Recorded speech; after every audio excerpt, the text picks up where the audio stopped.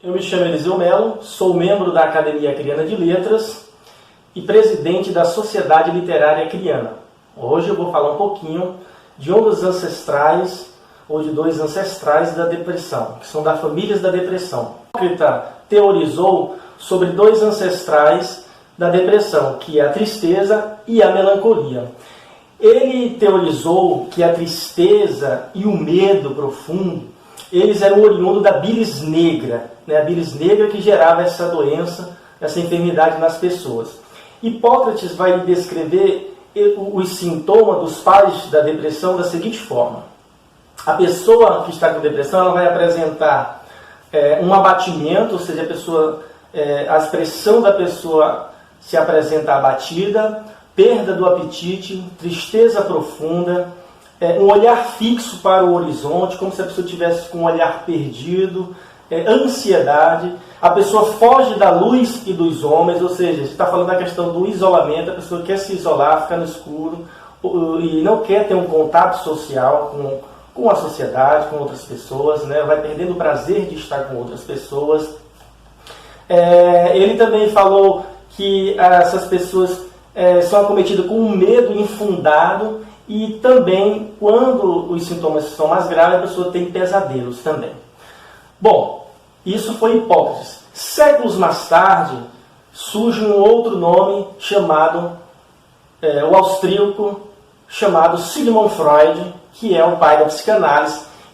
Ele vai teorizar sobre essas temáticas psicológicas e então ele define a melancolia como um luto sem perda, Ou seja, é apenas dentro do processo psíquico e físico do sujeito que ele sofre esse luto sem uma perda real. É um processo patológico que necessita de uma abordagem e um tratamento específico, assim teorizou Freud.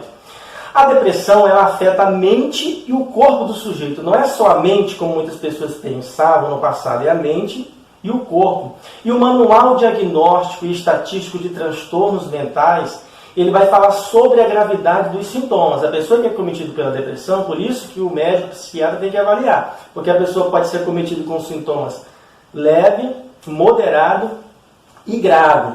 E a origem delas, existem várias origens que vão desencadear o processo depressivo. Por exemplo, a primeira origem, segundo a medicina, é a origem genética, onde a pessoa nasce com uma predisposição genética de até 40%, a pessoa já nasce predisposta, ou seja, mais suscetível para desenvolver a depressão. É uma questão hereditária. O segundo ponto é o fator da bioquímica cerebral.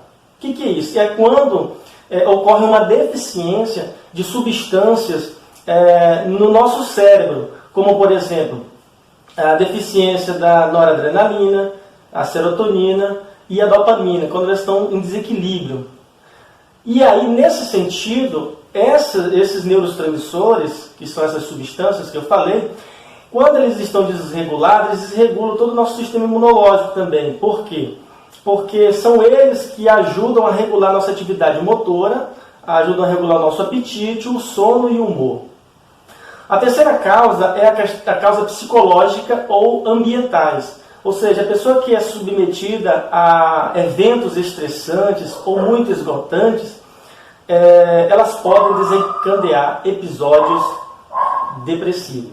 Aristóteles teorizou sobre a melancolia e disse que os homens excepcionais que ele havia observado foram acometidos por esta enfermidade. E aí ele vai dizer que os homens excepcionais da filosofia, que foram envolvidos com a política, com a poesia ou com as artes, também apresentaram esses sintomas de melancolia e tristeza profunda. Segundo ele, com base na teoria de Hipócrates, oriundos da bilis negra. E entre eles, Aristóteles também destacou os heróis, pois muitos deles sofriam desse pathos. Pathos no grego significa paixão ou sofrimento, sofriam dessa espécie de paixão obsessiva que levava o sujeito a ficar com energia baixa, sofrendo bastante. E aí ele diz mais, entre os mais recentes,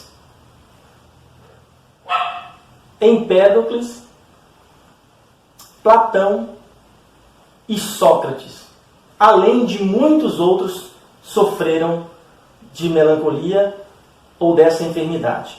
É interessante que Aristóteles vai dizer que essa doença cometia grandes homens, grandes sábios, homens fortes, né? E nos nossos dias parece que temos uma compreensão diferente. Muitas pessoas, por falta de conhecimento, vão dizer que a pessoa que é acometida pela depressão ou é porque ela é fraca ou porque ela é um perdedor. Não é bem assim. Olha que Aristóteles, 300 anos antes de Cristo, já tinha uma compreensão de que isso não é uma doença que acomete os fracos, também acomete os fortes, ou seja, qualquer extrato social ela pode acometer a pessoa. E se você quiser saber mais sobre a depressão, em especial depressão com tendência suicida, ansiedade, luto e melancolia, fica aqui a dica do meu mais novo livro, Depressão com Tendência Suicida. Você não pode ficar de fora dessa.